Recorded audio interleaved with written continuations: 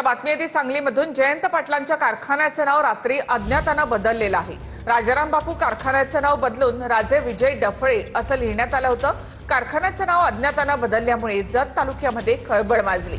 तर सकाळी पुन्हा राजे विजय डफळे नावाचा बोर्ड हटवण्यात आला।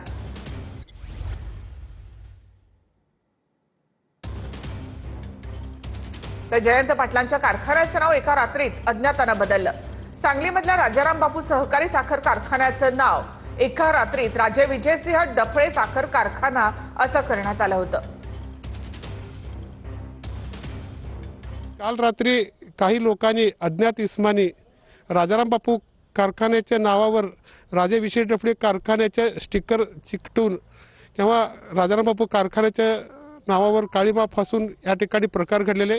ह्या प्रकारचे आपण तीव्र शब्दात निषेध करतो। कायदेशीर बाबीचा तपासणी करून पोलीस स्टेशनमध्ये आपण तक्रार या ठिकाणी दाखल करणार आहोत। जे योग्य ते घेतील ते कायदेशीर जे काय कारवाई करण्यात येईल ते करण्यात आपण कमी पडणार नाही, हे सर्वांना मी या ठिकाणी आवर्जून सांगू इच्छितो। जत विधानसभा क्षेत्रातील सर्व सभासद शेतकऱ्यांची मागणी आहे की तो कारखाना त्यांनी परत सभासदांना द्यावा। लोकांच्या ज्या भावना आहेत त्या भावना या व्यक्त झालेल्या आहेत। आपल्या माध्यमातून ती सर्व बातमी बघितली। ज्या कोणी हे काम केलेलं आहे त्यांच्याबरोबर मी स्वतः उभा आहे।